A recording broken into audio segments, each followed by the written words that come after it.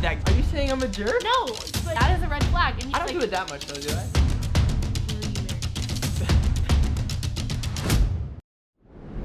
Does matter?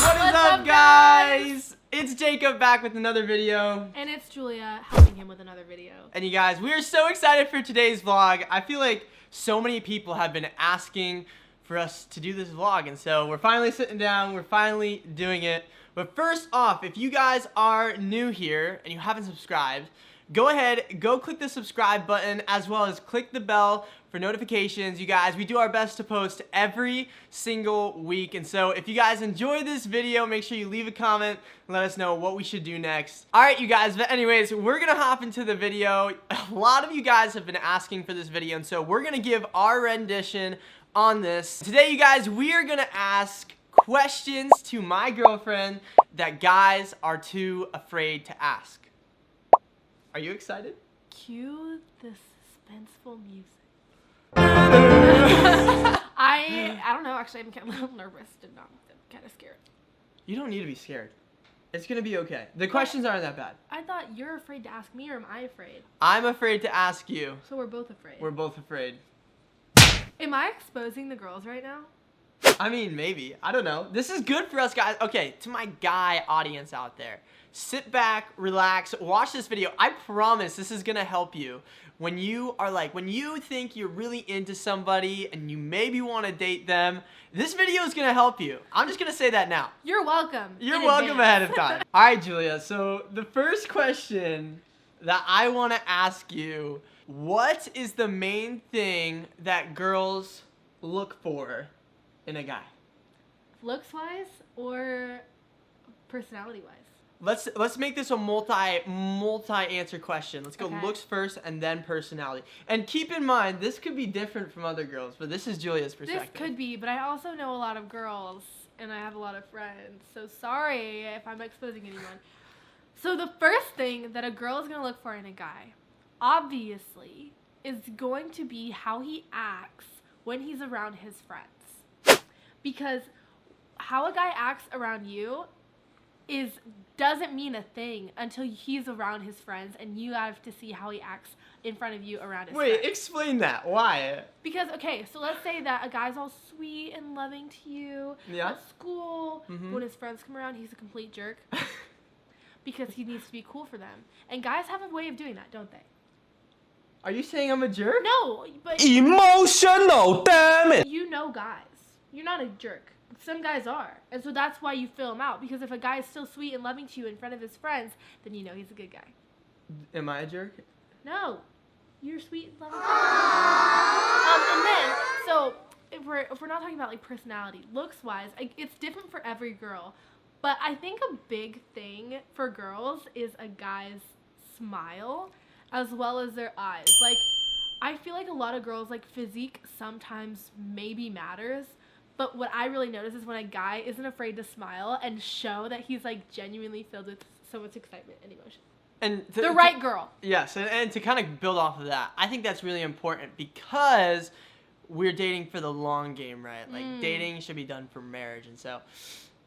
If you're Speaking not of marriage. So our second question, Julia, do you think that you should date for marriage or not? Well, the long answer here is yes, and the short answer is also yes. And I think if you cannot see yourself marrying that person week one of knowing them, it's not worth it. And maybe if you stay friends and you're like, oh, the person changed, maybe give him another chance. But you should be able to, visualize that person treating you right within the first little bit of knowing them. And it shouldn't take you, sometimes, things don't work out. And just because you're dating someone doesn't mean that you will marry them. But the intention should be there. So the intention should be, I'm only going to date people that I could see myself marrying. So if you can't see yourself marrying them, don't date them. But that doesn't mean you have to get married. It's not there's no pressure there. It's just what you're basing your dating relationship off of. Because I feel like sometimes people fall into the trap of like, oh, well, we've been dating for so long, like we have to get married because that's what you do. You date for marriage, but like you date before you get married to see if it's gonna work out.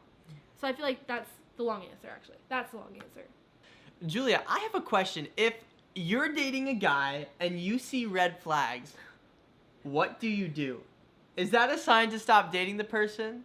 Or like what do you do in that situation? Because inevitably, I feel like in all relationships, there may be a couple red flags, which aren't necessarily deal breakers all the time, but I feel like are important things to talk about. So what do you think about that? I'm glad you clarified. And I think that this is a little insight for you guys. So, but you guys listen up.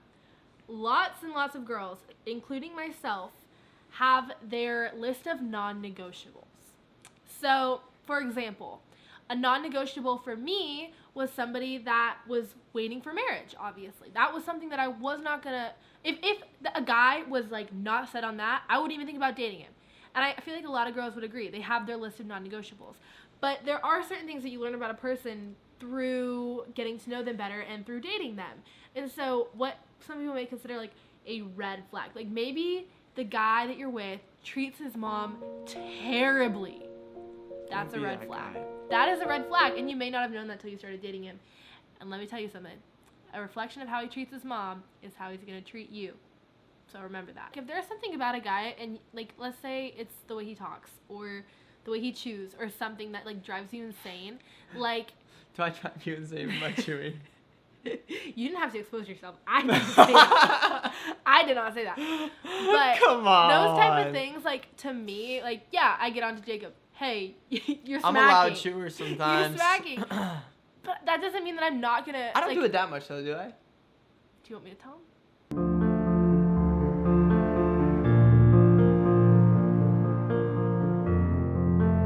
Should girls wait for a guy who's going to wait for marriage? And I want to clarify this also if they're re-waiting, because I think that's very important and it shows the exact same intention. Because again, the truth is sometimes we mess up, and you know the beautiful thing is the Lord forgives us for that, but we shouldn't take advantage of his grace and his forgiveness. And so that's why re-waiting would be huge, and I think that's also something to touch on here as well, because our past mistakes don't define us. So totally. Go ahead and touch on that. Yeah, well, I'm really glad you clarified about, like, re-waiting for marriage, just first and foremost, because I would like to say that virginity and purity are not the same thing, even though people use them interchangeably. And just because you aren't a virgin doesn't mean you can live in purity. Like, that's something that I think isn't communicated enough, and it has created a lot of shame and hurt in people's lives. They're like, well, I messed up in my past. I'm different now, but it's not really ever going to be the same again. It's like, you are made as a new creation in Christ. God has redeemed you. God has restored you if you are walking in repentance. I think that a girl who loves the Lord and is following the Lord is going to, and should want a guy who is waiting for marriage. And if they are waiting for marriage, now I've waiting or re-waiting, waiting for marriage within your relationship is what I mean. Or even if, like, your relationship, you failed, like, start over again. You know, it's like, just because you fail one time doesn't mean you have to continue living in sin. Like, that's a whole nother issue. Waiting for marriage is so important. And if you are a Christian man, I said Christian man instead of Christian guy because there is a difference. If you're a Christian man and you're dating a Christian woman, and you guys both have to have the same standards, because you need to protect each other in that. Because it isn't going to be easy. It's not something that's like, a walk in the park, hey, man, this is great. I'm not attracted to you physically at all. You might need to reevaluate your relationship, because you're probably going to be physically attracted to the person that you're with. So, And to clarify, in case you guys are wondering, Julia and I are waiting for marriage. Yes, yes, we are. So we want you guys to know that as well, because we believe that's a standard we should live to as well. So, yes. All right, Julia, on to our next question. Here we go. Does height matter? In a guy, does height matter if you are going to pursue a guy? Like, do girls like tall guys? Do they like short guys? I want to know what you have to say. So here's my answer, you guys. I've heard it said a lot. A lot of guys care about how tall a girl is.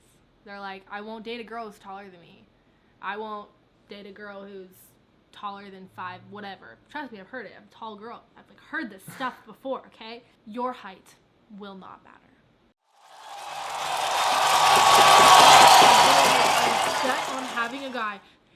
If a girl is like, I'm set on having a guy that is 6'4", and you are 6 foot, and she won't date you because you are 6 foot, and she is 4'11", run. It does not matter.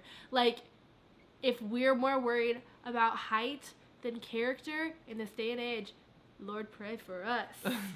But that's to say, boys, if you don't want that standard held to you, don't hold the ladies to the standard, please.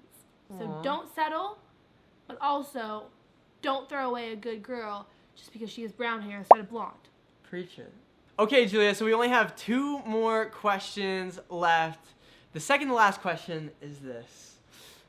Is it important on a first date to ask, number 1, what the guy's future plans are, or at least what he thinks they are? And number 2, if they don't match up, what do you do about that? Yeah, that's a really weighty question. I feel like it definitely varies on the situation, and like, if the guy's future plan is to do something that is directly opposite of what your future plans are, you have to definitely pray and seek wisdom from the Lord. Because, for example, like when me and Jacob started dating, I knew I was going to be called to ministry full time, and he thought he was going to be a chiropractor. Yeah. If I would have been like, no, I can only date someone who's going into ministry, I would have missed out. And guess what Jacob's doing? Full-time ministry. Like, so I don't really think, it's definitely important to communicate your plans and where you think that the Lord is leading you, and praying together that the relationship is the right thing before even maybe proceeding into a relationship. And of course that we're talking about a Christian relationship here. But yeah, I think like it is important to know where they're going and what they're doing with their life. But I don't think you can base a yes or no on dating just black and white, like yes or no based on that, just because like we're a walking testimony to that, you know? Yeah. And I think too, we have to think at a long-term perspective, right? Like we're not just dating this person for like a season. Like even in marriage, you should continue to date the person, right? It should be fun. It should be exciting. Yeah. And so I think it's important to understand those things and go through those things together and make sure they match up, and not necessarily to sacrifice your dreams or your goals, or especially what God is calling you to do. Yeah. If, let's say, my goals didn't match her goals in life, like that would be something that would have to take a very hard conversation, and we would have had to work through. Yeah, I see so often people are like, well, no, it's long distance. Like, they live across the country. We could never date. Like, that wouldn't work. Like, obviously, God doesn't mean for us to be together because we're not in the same place. Like, I think that if people who are saying, like, they won't date you because you're too far away from them, like, that's hard, you know? I think long distance is so worth it. And if they're not willing to put in that time and effort for you, then they're not your person, because the right person will put in that time, that effort. They'd be willing to wait for you and to have a maybe harder relationship because you have that much value to them. Yes. So This is the last question. I know, it's sad. If you guys have any other questions, let's just take a break. Leave your questions in the comments that you want us to answer if we didn't answer them in this video, and drop a like if you enjoyed this video. But anyways, back to the final question, you guys. Julia, my final question for you is this. will you marry me? No. I'm sorry. That's not a question for today. Okay, you guys. The final question that I want to ask Julia is this. And it's, do you think allowing your peers to influence a relationship can affect it badly? Because I know there are a lot of guys who would always talk and be like, oh, you should date her. Oh, you should date her. Oh, this, that. Oh, I heard this about her. Do you think letting things in like that can damage a relationship? That's a great question. So me and Jacob kind of have a rule. Unless we've like talked to each other about it first, we're not going to anybody else. Like, your relationship is you, that other person, and God. Not you, that other person, and your best friend. Not you, that other person, and your mom. Not you, that other person, and your dad. It's you, that other person, and God. while this is a very important mindset to have within a healthy relationship, it is also important not to completely shut people out who have godly wisdom to advise. I've seen it so many times. People are like, I don't know. Like, I've seen some things. I've heard some things about that person. Take it with a grain of salt. Yeah. But be careful. And you're not careful and you don't guard your heart. And then it hurts you down the road and you're like, oh, I wish I would have listened to them, you know? Because when you're so blinded by love, you miss out on a lot of things. Yeah. Good answers. Well, you guys, that's it. Those are the questions we had for you guys today, and I hope we answered a lot of them for you, and I hope you learned something as well. I hope this impacts you in the future, whether you're in a relationship now or you're pursuing somebody. Just come back to this video if you have any questions and we answered them. Just continue to remember what we say. But that being said, you guys, again, if you enjoyed this video, leave a comment down below. Let us know what you want to see next, or if there's any other questions that you want to be answered. You guys, we love you guys. Thank you guys so much for being here, and we'll see you guys next week. All right, peace. Bye.